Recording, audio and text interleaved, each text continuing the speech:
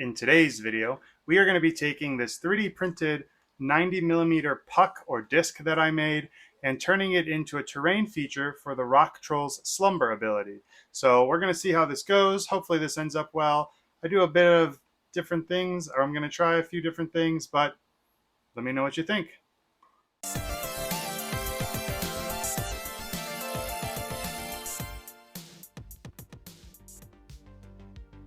So I used some UV resin that dries very quickly, and I used these plastic mold bars. If you're familiar with the Green Stuff World, the blue bars, it's functionally what they are. It's just a clear version of them that I bought on Amazon. And I just put the UV quick cure resin in here. You see, I tried using my UV little flashlight, but then I just decided to do the whole batch with the UV undried. And then I stuck the whole thing in my UV curing station because I have a resin printer. And so I just wanted this terrain piece to have bits that looked like the rock troll had fallen, because that's what it's supposed to be. And I really liked some of the artwork. So I did some different bits of the art. And then the last, and it's kind of hard to see, but then the last piece is the little guy, the little gummy bear looking guy. That is the kind of fertility totem. So now I'm using one of my favorite companies, Epic Basing. They make tons of basing bits. They're not sponsored, or they're not sponsoring this video, but I will always plug them when I can. They make such cool basing bits that you can 3D print or you can order and they'll ship to you. So I'm using some of their different granite bases along with those resin, those clear resin bits that I made to kind of make the terrain. And the goal I had was to make sure that the terrain was functional, it looked nice, but also was flat that models could use and stand on. So I just kind of toy around with the different shapes and stuff, and I wanted to make sure that I wasn't going overboard. It's very easy for me when making terrain or basing to go overboard. So I just wanted to, simplicity is sometimes the better option because it looks better. Less is more, as they say.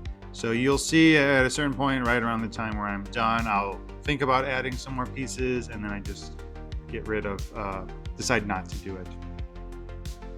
But I love basing models. It's one of my favorite parts of the hobby. I've always loved basing models. This functionally isn't basing a model, but it functionally is as well, because it's a terrain piece that also needs to be used for, that it has components of the rock troll in it.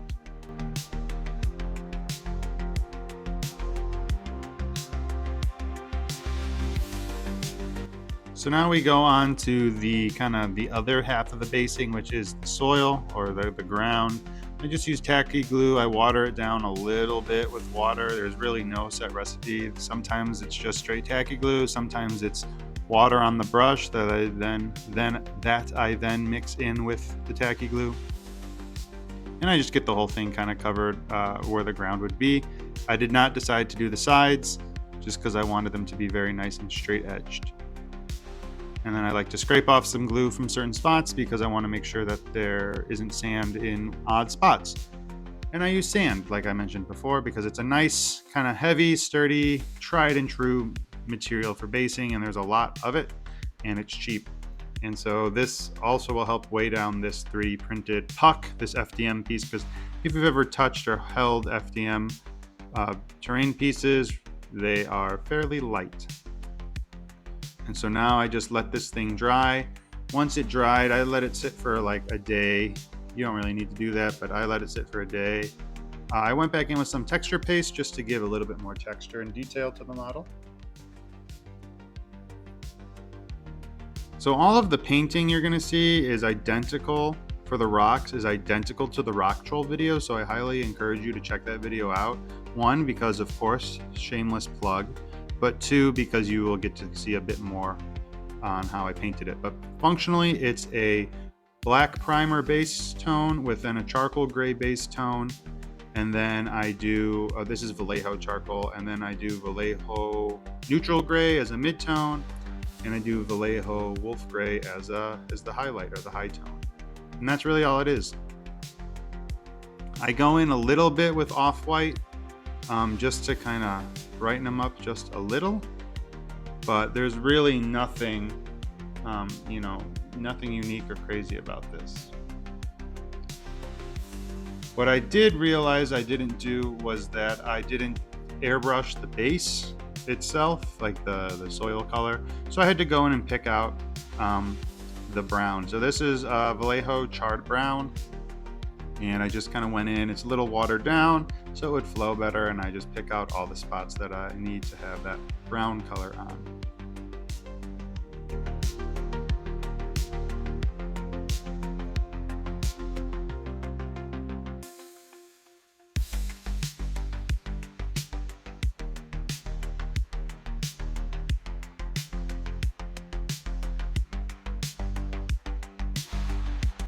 I do find that I like to not use washes, so I always tend to go darker with my base tone, and then do highlights and dry brushing to bring it forward.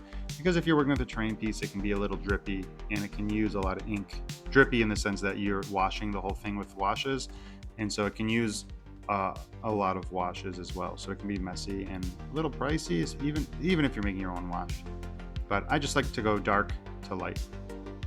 So now that it's all done, I like to go in and just kind of make sure that I build a highlight for the peaks of the little soil for the ground. So I use Vallejo Parasite brown, I think it is.